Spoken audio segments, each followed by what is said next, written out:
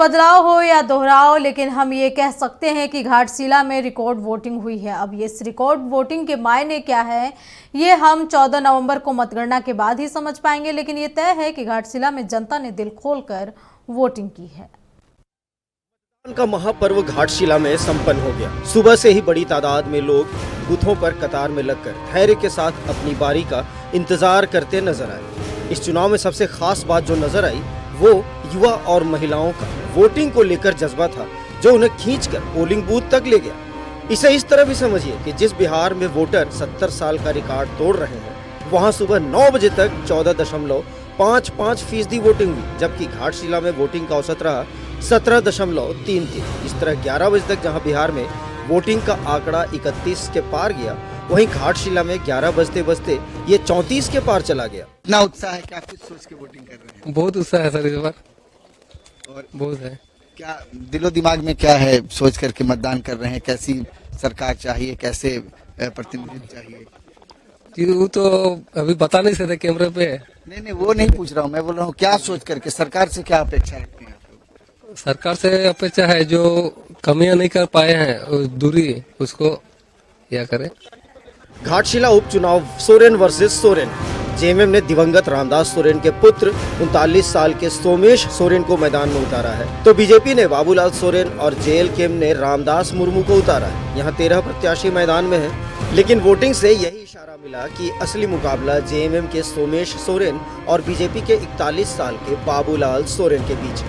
শিক্ষার উপরে মানে করে যারা মানে পড়ালেখা বাচ্চা আছে যুবক যুবতীরা ওদেরকে তো কিছু দেওয়া দরকার, সার্ভিস বা যে 25,000 20,000 চাকরি, আর এমনি তো সবাইকেই দিচ্ছে। सरकार विकास के मामला में जो काम करे वैसा सरकार चाहिए, बेरोजगार को रोजगार मिले वैसा सरकार चाहिए, और विधायक वैसा होना चाहिए कि अपना गली मोहल्ला का विकास करे, क्षेत्र का भ्रमण करे, क्षेत्र में क्या चीज का कमी है उस पर नजर रखे, ऐसा विधायक चाहिए।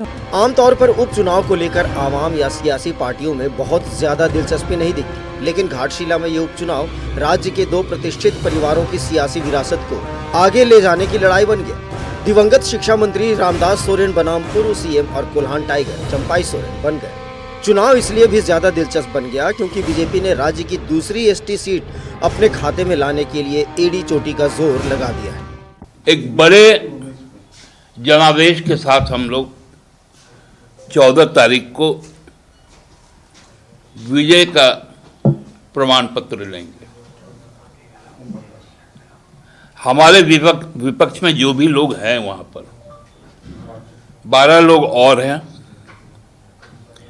सभी हताश हैं, सब आपस में अब पश्चाताप कर रहे हैं कि वहां हम चुनाव क्यों लड़ने गए, खासकर भारतीय जनता पार्टी। पिछले साल हुए असेंबली चुनाव में जेएमएम के रामदास सोरेन ने बीजेपी के प्रत्याशी बाबूलाल सोरेन को 22,446 वोटों से शिकस्त दी थी। घाटशिला सीट के इतिहास की बात की जाए तो बीते 25 साल में सिर्फ एक बार 2014 में यहां बीजेपी को जीत मिली थी, जबकि बाकी सारे चुनाव महागठबंधन की ओर से कांग्रेस या जेएमएम ने जीते।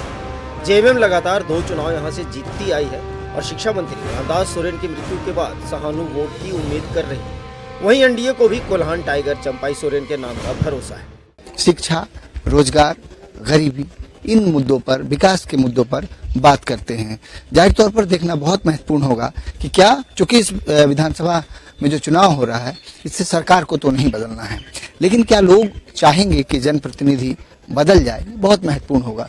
देखना होगा 14 तारीख को आखिरकार घाटशिला की जनता किसे अपना प्रतिनिधित्व चुनती है। सहयोगी नीरज के साथ नवीन शर्मा, नक्षत्र न्यूज, घाटशिला।